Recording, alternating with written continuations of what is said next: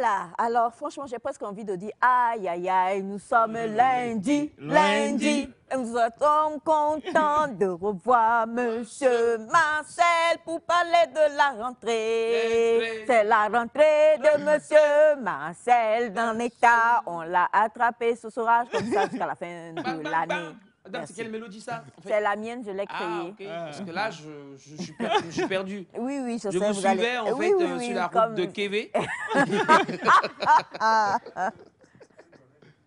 Alors, le titre? Aucun titre, madame. Aucun titre. C'est vous, la compositrice, ben allez-y.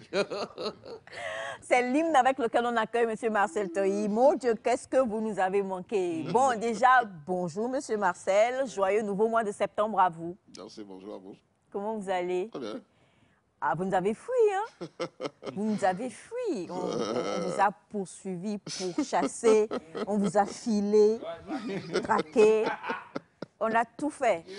Et on était on avait rassemblé un groupe pour pouvoir vous kidnapper quelque part et finalement... on a failli perdre espoir, mais on se dit non. Découragement n'est pas nectarien. Il y a de l'espoir. Et surtout, avec les grands hommes de Dieu qu'il y a sur le plateau, on a fait une veillée de prière. Monsieur Marcel,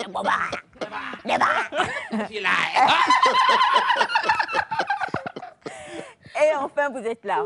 Donc, on vous laisse dire bonjour à nos téléspectateurs. Ouais, bonjour à tous. Bon début de semaine à chacun. Ouais. Monsieur Marcel, aujourd'hui, nous sommes le 1er septembre. Et nous le savons, en tout cas pour le Togo, le mois de septembre là ne finira pas tant que les élèves ne vont pas reprendre le chemin des cours. Et pour notre thème d'aujourd'hui, nous allons parler d'une rentrée scolaire réussie. Quelle est la part des élèves, des parents et des chefs d'établissement?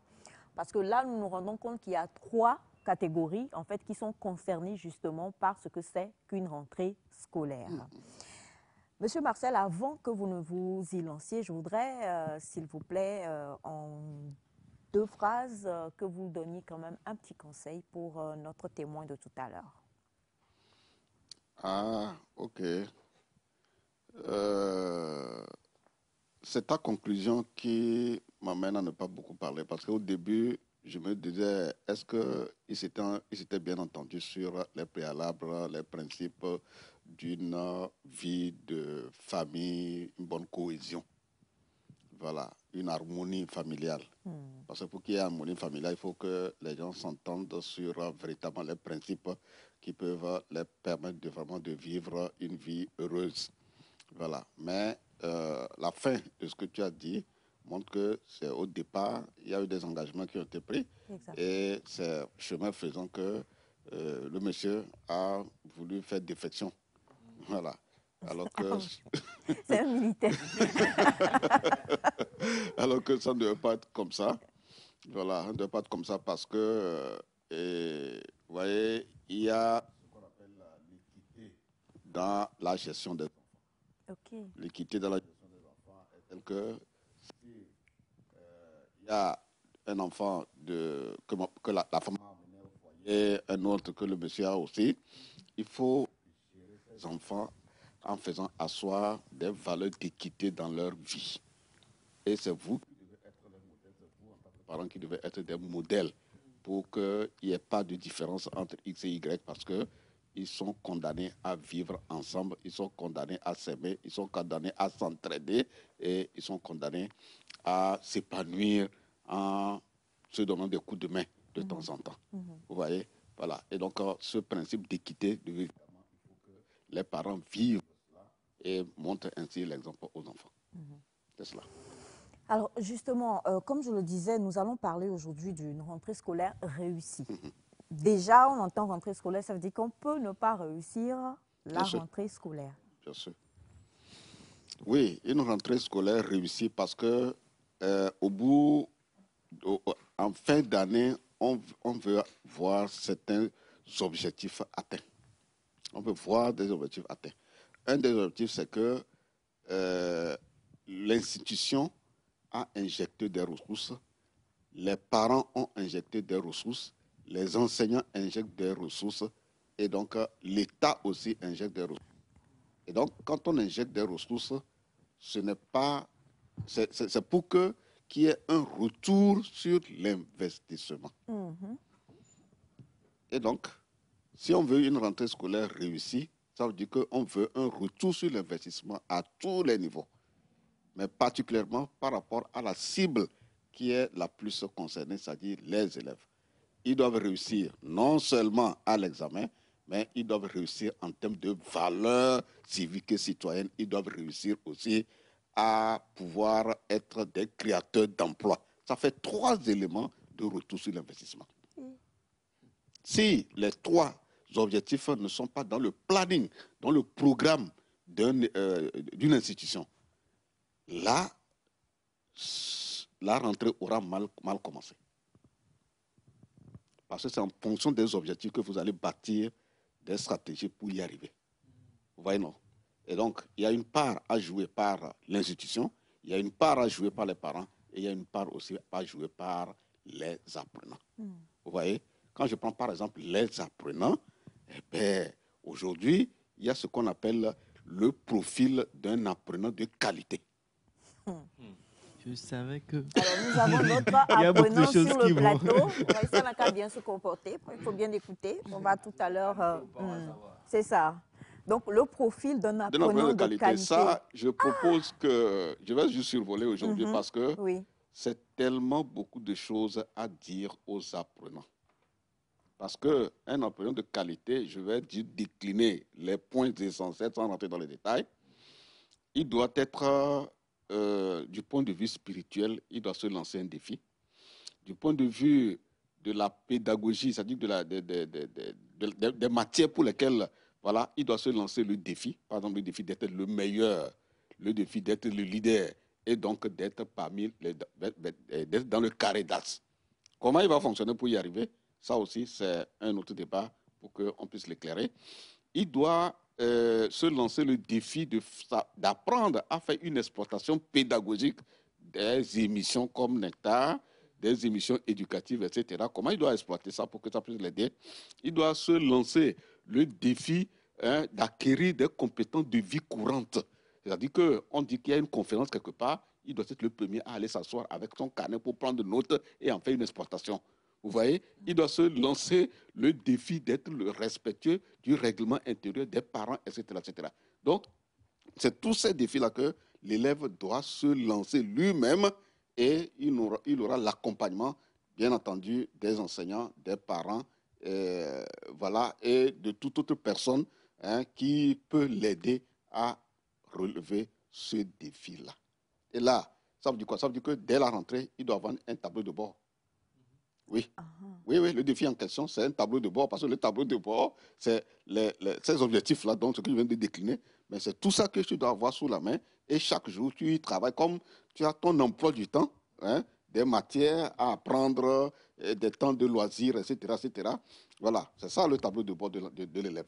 Ça, c'est, si tu l'as dès la rentrée, ça veut dire que tu es bien parti. C'est-à-dire que tes objectifs, tu es un élève averti, tu sais que tu ne vas pas te laisser distraire et te laisser entraîner par des relations qui peuvent te dévier de l'objectif pour lequel tu veux véritablement démarrer une bonne rentrée. Et là, tu es sûr que à partir de la rentrée, l'objectif, tu seras naturellement dans les 5 premiers. Voilà. Quand je prends par exemple l'institution scolaire, c'est-à-dire quand je dis institution, je ne vais pas monter trop haut, c'est l'école. L'école, c'est le chef d'établissement et l'enseignant. Ils doivent signer ce qu'on appelle le contrat social et le contrat didactique. Oh, chef, lundi 1er. Je me rends compte que je n'ai jamais été un bon apprenant. C'est ça, être un bon apprenant. Enfin, vous le reconnaissez. Alors, le contrat social et le contrat didactique. Ça, c'est pour l'établissement. Pour l'établissement. Et quand je dis l'établissement, c'est le chef d'établissement et l'enseignant. C'est les deux qui doivent travailler à élaborer ce contrat-là. Voilà. Et ils élaborent ça en collaboration de façon inclusive avec les apprenants. Ça consiste à faire quoi? Ça consiste simplement à signer, à discuter avec les élèves.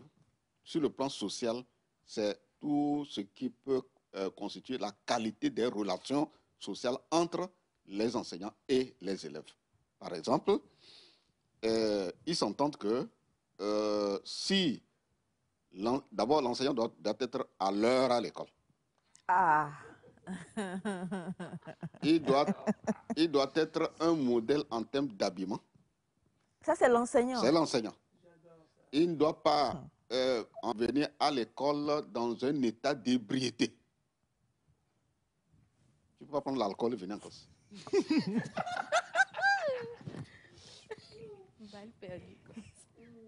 Oui, si tu te rends compte que humainement tu as offensé un élève, tu dois présenter des excuses. À l'élève? Tu dois présenter des excuses à l'élève, soit individuellement, hein, tu le mets à l'écart, ou alors tu le fais publiquement, si tous savent que, effectivement, tu l'as offensé. Oui, s'il vous plaît. Merci, beaucoup. Marcel. Comment? Oui, merci. Non. Non, attendez. Non, attendez. Non, attendez. On est dans le contexte social, hein. On n'est pas encore dans le... Voilà. On n'a pas encore adopté le didactique. Hein. Oui, ça c'est le contexte social. Un professeur. Ouais. Bon, parce que quand on parle de rentrée, on parle du plus petit au plus grand. Oui, donc, c'est-à-dire que même à l'école primaire... Oui. À l'école primaire, bien, voilà. Au préscolaire, c'est ton attitude qui fera que l'enfant comprendra que, bon, il y a ceci à faire, exactement. Que je suis désolé, quelque chose comme ça. Voilà, donc là, on ne le dit pas. Mais du primaire, en allant là, vous êtes obligé de discuter avec les enfants parce qu'ils voient et ils apprennent par imitation. Si l'enfant apprend par imitation, ça veut dire que tu es en train de faire asseoir dans la vie de l'enfant des valeurs qui vont l'amener à formater sa personnalité au fur et à mesure qu'il évolue en âge. Pour qu'il soit une personne de référence dans la société. Pour qu'il soit un élève averti. Parce qu'on avait décliné les catégories d'élèves ici. Oui. Très bien. C'est vous qui devez faire en sorte que cet enfant-là soit un élève averti. Vous voyez? Et du point de vue des violences, tu dois t'engager à n'exercer aucune forme de violence sur les enfants. Ça tombe bien parce que je vous lis ce message si vous permettez. Monsieur Marcel, mon cahier et mon stylo sont devant moi. Vous faites bien. On l'a traqué là, on l'a traqué pour vous. On l'a traqué, hein? Alors, question. Oui, un élève qui t'énerve et que tu gifles, est-ce que tu dois lui présenter des excuses? Il t'a énervé et tu l'as giflé. Tu l'as giflé. En tant que professeur? C'est qui l'élève dans le... D'abord, toi, en tant que professeur, tu as eu tort de tomber dans le piège de l'élève. Tomber dans le piège? Oui, oui. Tu dis que l'élève t'a énervé, non? Oui. Non, l'élève ne peut pas t'énerver. Tu dois apprendre à te maîtriser face... Oui, parce que tu vois, là où il a tort, c'est qu'on ne lui a pas donné un cours sur le profil, sur la psychologie du jeune. Il n'a pas reçu le cours. S'il a reçu le cours sur la psychologie des jeunes, il saura qu'un jeune, son réflexe, selon son âge d'adolescence, c'est de défier l'adulte. Moi, j'ai produit un document, les adultes à l'école des adolescents. Il ne connaît pas l'adolescent. C'est parce qu'il ne connaît pas l'adolescent qu'il est tombé dans son piège. Sinon, il peut poser tout acte. Il ne va même pas s'énerver. Je donne un exemple. Je connais un ami, il était professeur de mathématiques. Il faisait cours et à un moment donné, je ne sais pas qu'est-ce qui s'est passé dans la tête de l'enfant. Et l'enfant dit imbécile en classe. Vous avez vu la réponse? Tu sais la réponse que le professeur a donnée? Oh, cette chanson-là, on l'a déjà entendue. Oh, waouh! Waouh! Ça, c'est une très bonne maîtrise de soi. C'est ça. Pour ça qu'il me ressemble bien. Mais tu ne peux pas travailler avec les enfants, d'abord du préscolaire, du primaire, du secondaire 1, du secondaire 2, sans connaître leur psychologie. Si ça arrive ainsi, ça veut dire que tu n'as pas passé par une école de formation. C'est un indicateur pour montrer que tu n'es pas passé par une école de formation. Si tu es passé par une école de formation, tu sauras qu'il y a des modules comme ça et des exercices de simulation. C'est pour ça que dans les écoles de formation, il y a les écoles d'application. C'est-à-dire qu'on vous donne des cours théoriques, mais il y a des moments où vous devez aller en classe, on vous donne quelques temps pour tenir la craie, et comme si vraiment vous étiez déjà un titulaire. Ça vous met déjà dans le bain de ce qui va se passer quand vous-même, quand vous sortirez de l'école, on va vous déployer dans une école. Oh. Ah oui, c'est ça. Donc, l'enseignant en question, c'est qu'il n'est pas formé. S'il est formé, il ne devait pas s'énerver. Si c'est énervé, eh bien, il a commis une faute et... Il va s'excuser. Il devrait logiquement s'excuser. D'abord, est-ce qu'il y a le temps? Avant qu'il ne s'excuse, on doit le sanctionner. Ah, la direction de l'école. Bien sûr, la direction doit le sanctionner. Parce qu'il y a des tests qui disent qu'aucun enseignant n'a le droit de porter une violence, surtout physique, sur l'enfant. Le bâton qu'on... Mais c'est la violence physique, c'est ça. Tout ce qui est objet matériel qu'on utilise, que ce soit une ceinture, le bâton, en tout cas, tout ce qui peut faire mal à l'enfant. Donc même petit pincement, qu'on pince ou bien on raye un peu. Cogne là. Ok, tu vas pincer l'enfant. L'enfant avait un bouton derrière ici. Et tout de suite, ça l'amène à l'hôpital. Qui va payer les factures? Les frais de traitement. N'ose même pas.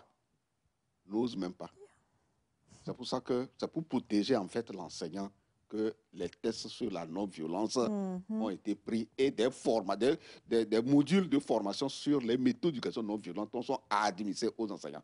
C'est pour les protéger. Oui. L'acte qu'il a posé là, tu sais que ça vaut le licenciement. Le fait d'avoir giflé l'élève. Mais qu'est-ce que tu dis? Qui lui a manqué de respect. Mais bien sûr. Qui lui a manqué de respect. Ça vaut le licenciement de l'enseignant. Dans une institution qui a prévu les tests, ça vaut le licenciement. S'il vous plaît. Mais c'est ça. Les gens vont penser que oui, qu'on en fait de trop, etc. Non, les données ont changé. Adaptez-vous à ce qui est dit. Mais et l'élève qui a injurié le professeur, il n'y a aucune sanction pour lui? Lui, qu'est-ce qui s'est passé? Après le cours, d'abord ses camarades ont pris en aparté leur camarade, enfin l'élève en question, et lui ont fait vraiment des reproches. On lui a dit, d'abord ils ont fait délégation pour aller voir les parents. C'est les élèves, mais ça, ils sont allés voir les parents et les parents sont venus présenter des excuses à l'enseignant et à l'institution. Et l'élève a signé l'engagement de ne plus jamais poser un tel acte. Et donc, c'était une opportunité aussi pour montrer aux autres et l'enseigner et les sensibiliser. Vous avez ce message qui dit bonjour. Présenter des excuses aux apprenants. Je confirme que je l'ai déjà fait plusieurs fois. Et je rappelle que je suis enseignant au primaire. Monsieur Cormelan depuis Barkwasi dans les savanes. Voilà. Merci, monsieur Barkwasi.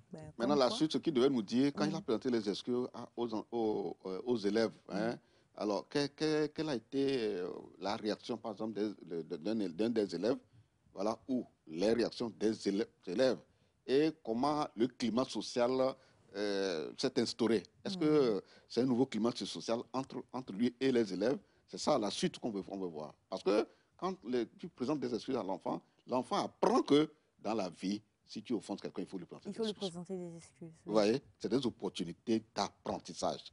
Ouais, en éducation, rien n'est anodin. Vous devez saisir toutes les opportunités pour faire asseoir des valeurs dans la vie des enfants. C'est comme ça. Vous devez saisir toutes les opportunités.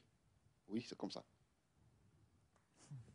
En tout cas, le temps que tous nos professeurs et notre corps enseignants puissent y... Parce qu'il y a certaines choses qui ne sont pas faciles quand même à lâcher comme ça. Là. Oui, pourquoi ce n'est pas facile? C'est que c'est la transition qui fait un peu mal. On avait des habitudes, des réflexes où les gens n'étaient nullement inquiétés de poser tel acte ou tel autre.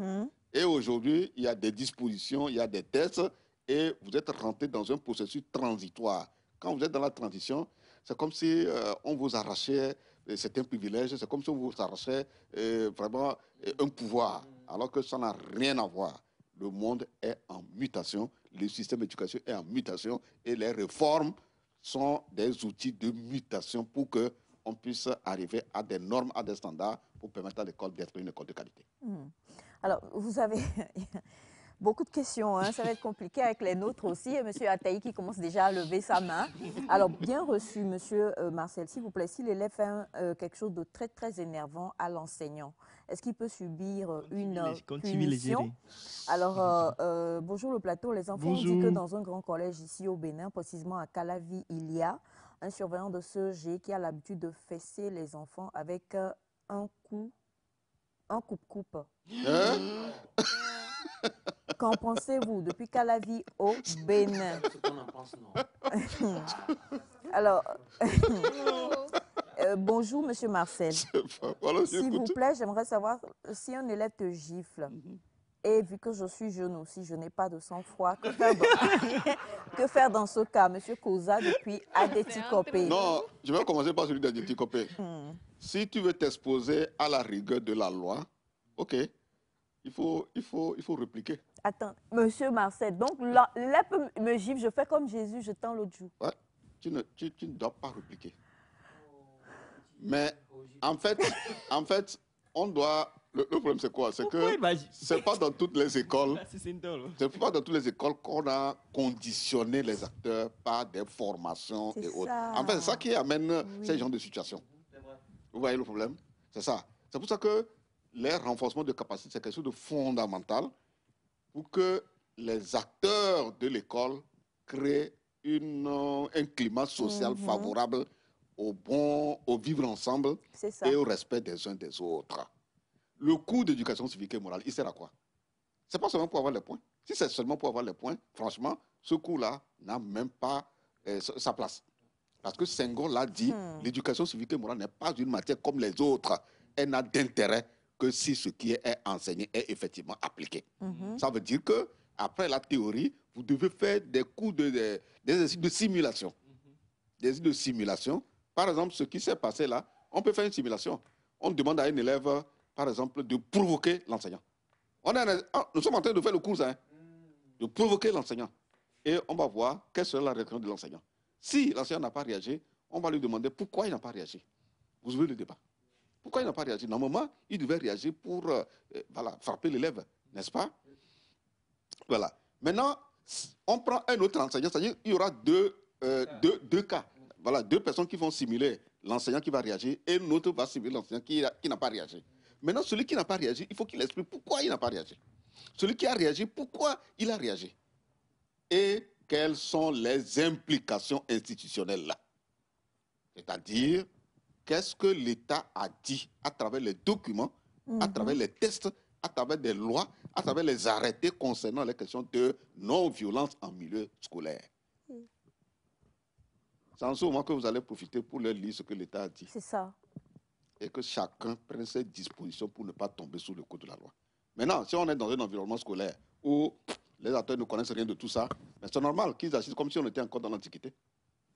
Ceux qui se giflent, l'enseignant qui a giflé l'élève a giflé. Mais écoutez, ça là, ils sont dans le siècle passé.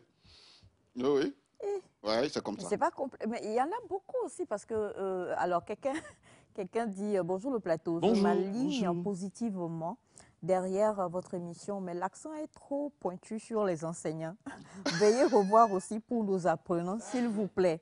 On a un autre message qui dit, j'ai assisté à une scène une fois dans mon école, l'élève a giflé son enseignant et ce dernier, très agité, l'a malmené. Dans ce cas, est-ce que l'enseignant a tort ou comment?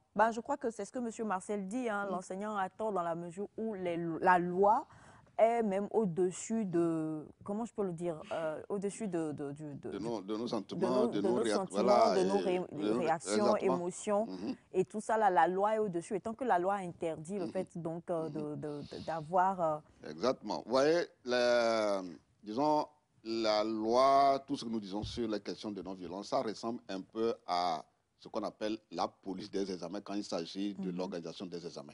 La police des examens, c'est toutes les dispositions qui sont prises pour que les examens se déroulent dans les meilleures conditions afin que quelqu'un ne vienne pas perturber le bon déroulement des examens.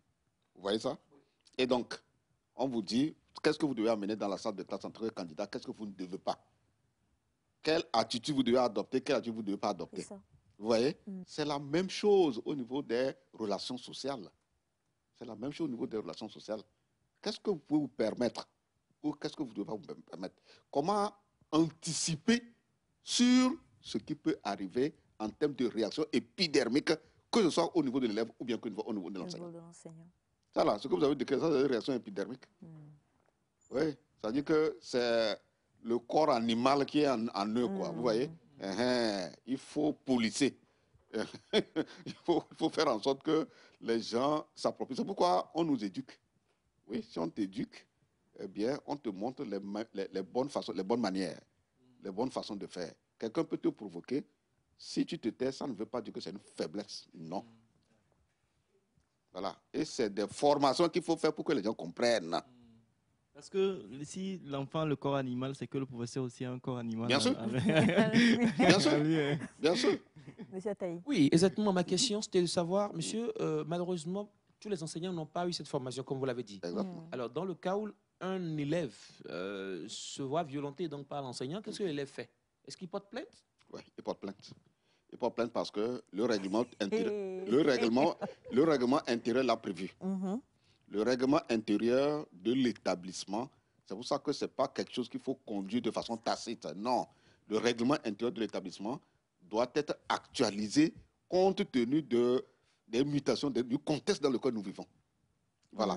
Et donc, si le règlement intérieur a prévu que face à une telle action, il ne faut pas se rendre justice. Tu ne dois pas te faire justice. Oui. Il faut aller rendre compte. C'est pour ça qu'il y a ce qu'on appelle les personnes incarnant la discipline au sein de l'établissement. Et la première personne qui incarne la discipline dans l'établissement, c'est le chef d'établissement. Ensuite, c'est le surveillant. Il y a le censeur décliné au niveau du professeur titulaire de la classe, si c'est au collège, et maintenant décliné au niveau du major. C'est pour ça que le major, il est le représentant du directeur. Il est le représentant d'abord de l'administration. Et donc, dès qu'on finit de lire le major, eh bien, on doit lui donner une petite formation et on vient décliner dans la classe, au vu de tous les élèves, ce qu'il représente en dehors du fait qu'il est élève comme eux. Il y a quelque chose de plus qu'on lui a, un manteau qu'on lui a fait porter. Vous voyez? Il y a un manteau qu'on lui a fait porter et donc, vous devez le respecter. Pas parce qu'il est élève comme vous, mais vous devez le respecter parce qu'il incarne une personnalité qui est l'institution. Et donc, qui est le chef d'établissement. Voilà, parce qu'il est aujourd'hui le relais entre. Et donc, lui-même, il doit être formé sur, on doit lui donner des cours modulaires sur un bon leader. Vous voyez, on doit lui donner un cours modulaire sur un bon leader. Comment il doit gérer les humeurs de ses camarades, par exemple. C'est un métier. Hein. Mais bien sûr, mais c'est la préparation. Donc, ce n'est pas juste le fait d'avoir de bonnes notes. Non, non, non, non, non, non. Non, non, non, non, non. Ah non, non, non, non, non, non, non. On doit le préparer. On doit le préparer pour qu'il puisse gérer des situations et juste rendre compte après à la hiérarchie de l'établissement. Donc, non seulement il est le modèle en termes de performance dans les matières, mais il est aussi le modèle en termes d'attitude de comportement. Il doit être un encaisseur aussi. Il doit encaisser que ses camarades le provoquent et il ne va pas réagir. Il ne va pas réagir. Il va après l'appeler pour faire ce qu'on appelle un entretien individuel, celui qui l'a provoqué. On rappelle que ce n'est qu'un élève. Et là, c'est un leader en miniature, un leader en préparation.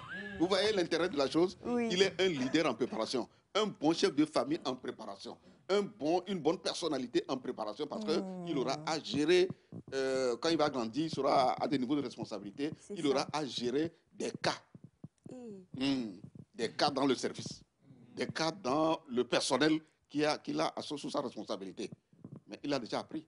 Il n'a pas appris que les mathématiques, les calculs. C'est pour ça que pour bien formater un enfant, non seulement vous devez lui donner les cours pour qu'il soit bon dans les matières, mais vous devez lui donner ce qu'on appelle les compétences de vie courante.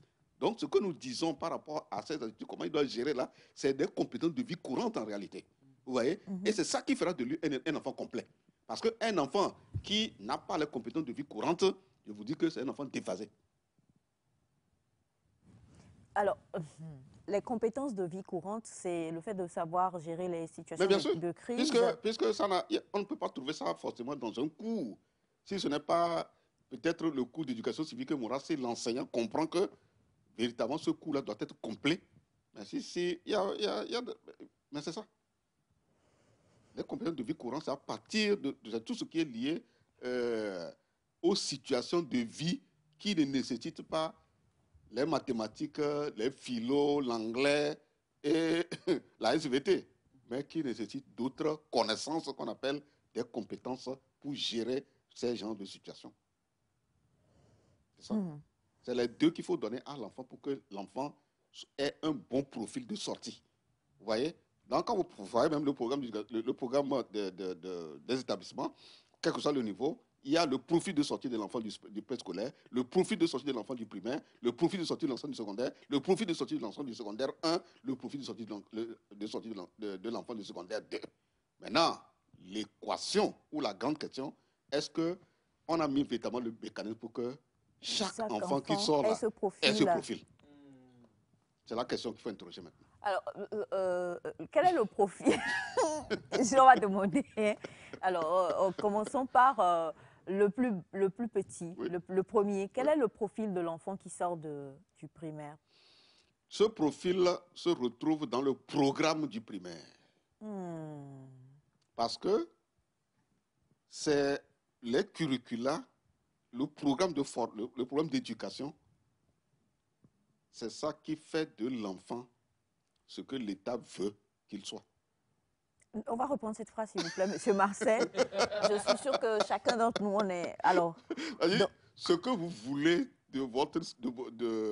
des enfants scolarisés se trouve, c'est dans le programme qu'on retrouve ça. Est-ce que vous voulez que ces enfants-là soient de bons scientifiques? C'est dans le programme qu'on voit le cours de SVT de mathématiques, théorie et les TDA à faire. Les laboratoires pour que les enfants aillent manipuler. C'est là-bas qu'on va voir. Si on va dans une école, tout est livresque sur le tableau, c'est rien que des dessins. On n'a même pas là où les enfants peuvent manipuler, le minimum même pour manipuler. Vous allez voir que ces enfants auront un niveau faible dans les sciences. Et là, c'est la responsabilité de l'État. Si c'est une école publique. Si c'est une école privée, c'est la responsabilité des fondateurs. C'est ça. Parce que son profil par rapport aux matières scientifiques ne répondra pas aux normes et aux standards nationaux comme internationaux. Parce que vous avez formé l'enfant pour qu'il soit un citoyen du monde. Vous ne l'avez pas formé pour qu'il travaille forcément chez vous ici au Togo.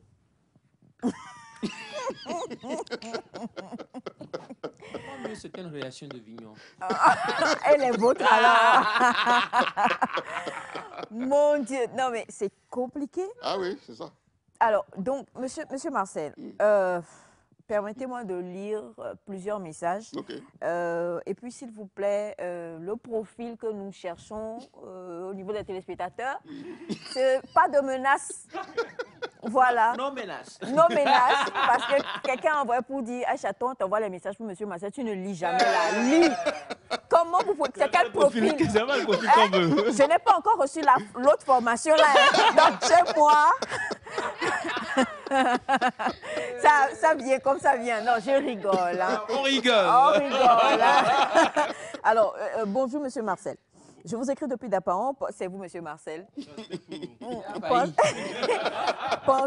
Pensez-vous que ces mesures prises et surtout connues des élèves et parents d'élèves ne limitent pas l'enseignant dans l'exercice de sa mission? Quand l'apprenant dit à son enseignant que monsieur, vous n'avez pas le droit de me... 3 points de suspension. Cette situation ne contribue-t-elle pas à la baisse du niveau observé ça et là? Je poursuis avec... il y en a beaucoup, donc je vais tous les lire. Si tu veux, je réponds très vite pour qu'on puisse... D'accord. Celui qui vient de poser cette question, qu'il se fasse former sur le module de la psychologie de l'enfant et de l'adolescent. Première étape. Et il se fait former aussi sur les mécanismes, la non-violence éducative, les méthodes d'éducation non-violente. Voilà. Et il se fait former sur le mécanisme type de sanction. Mécanisme type. C'est-à-dire que tu fais un brainstorming avec les élèves. Qu'est-ce que vous faites souvent? On vous tape, on vous violente, etc. Ils font le brainstorming. Et maintenant, la deuxième étape, c'est qu'ils reconnaissent qu'il n'y a pas d'éducation sans sanction. On doit sanctionner. Mais la sanction ne doit pas être arbitraire. C'est ça. OK. Qu'est-ce que vous pensez qu'on doit vous infliger comme sanction autre que violente?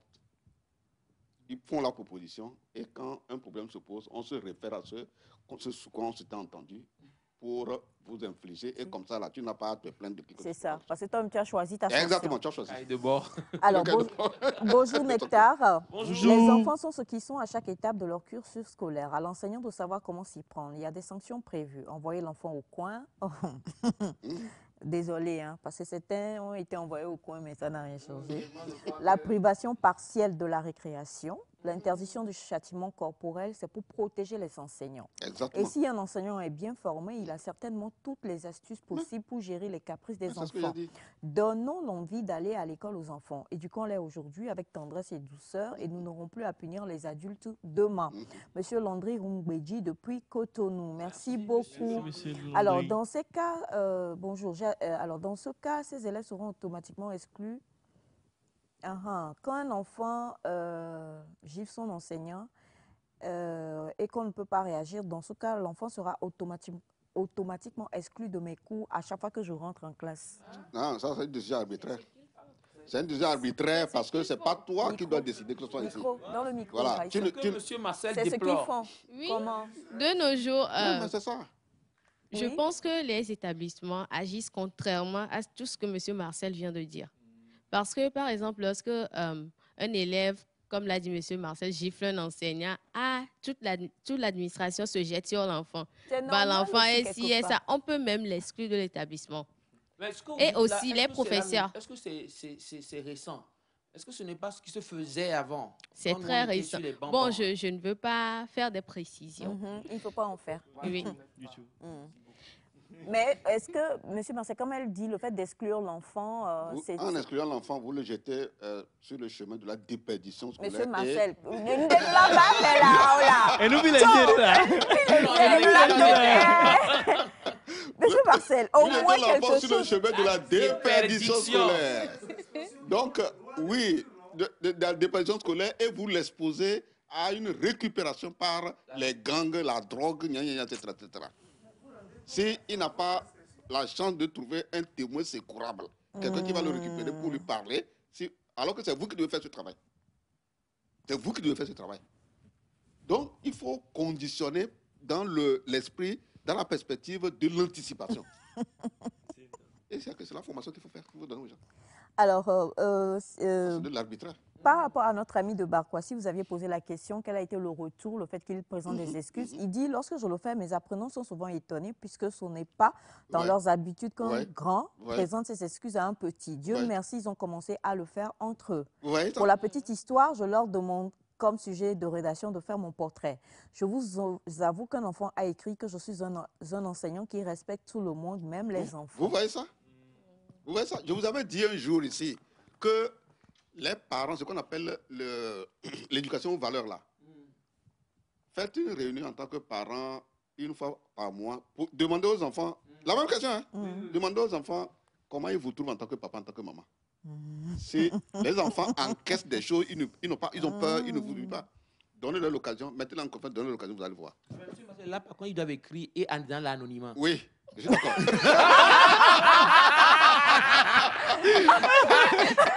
Le tu peux être brutal. Le tu peux être très brutal. C'est un exercice que je veux faire avec vous, monsieur Akaye.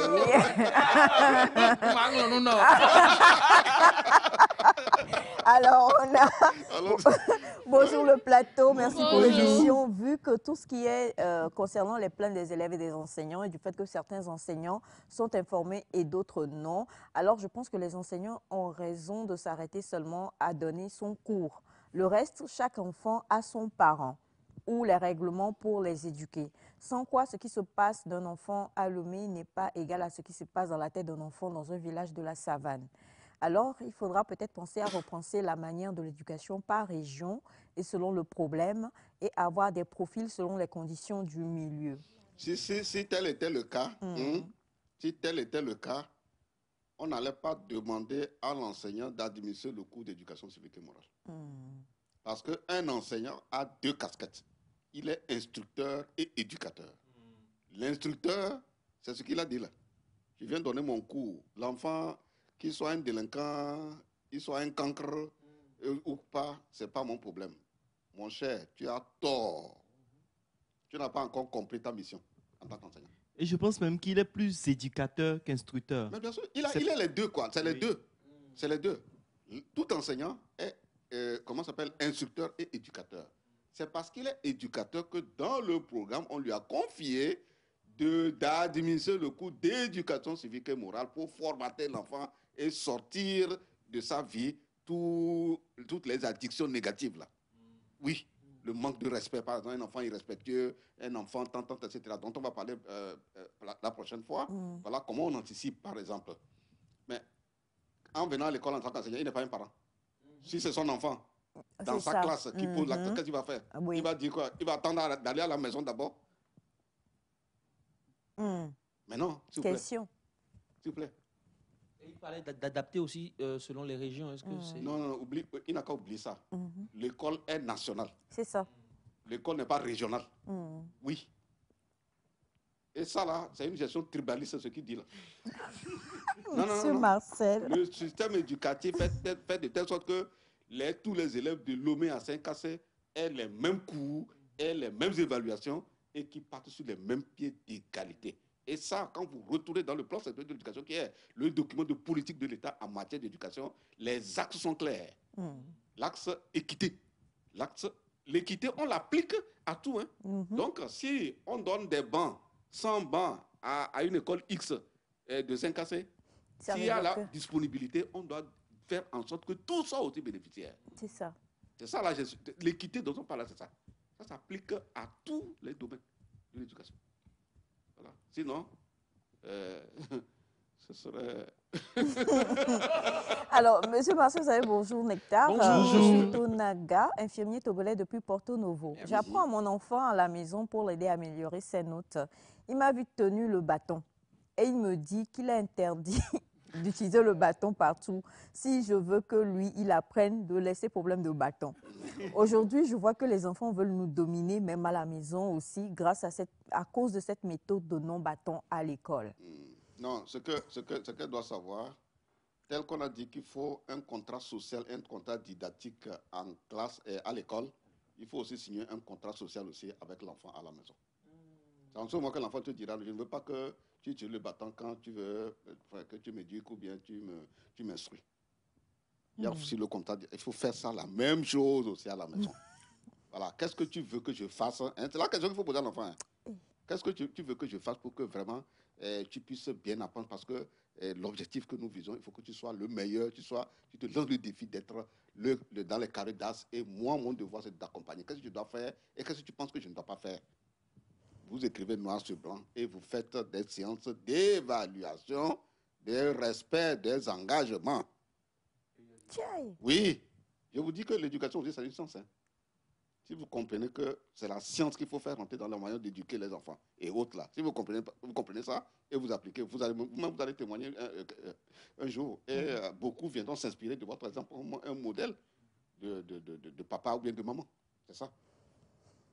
Monsieur et Marcel. Vous aurez préparé les enfants à reproduire ce bon réflexe-là pour des générations. Parce qu'après, il ne faut pas que ça le déluge. Aujourd'hui, ce n'est pas les plaintes partout. Ah, les enfants, là, franchement. Les enfants disent, oh, vraiment, les parents, là, franchement. Mais finalement... Qui a tort, qui a raison.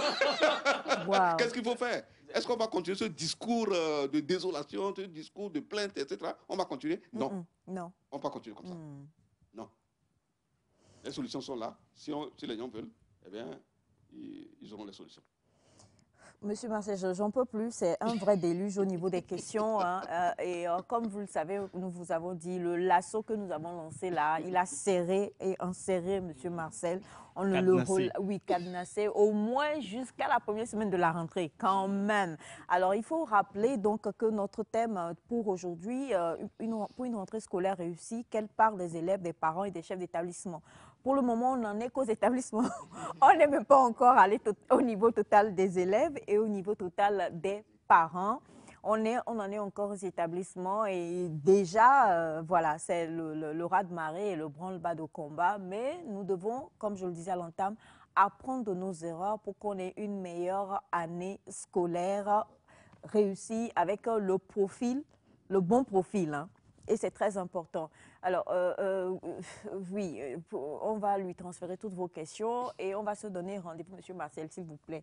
Ne vous desserrez pas de notre lasso. Ne vous desserrez pas de notre lasso.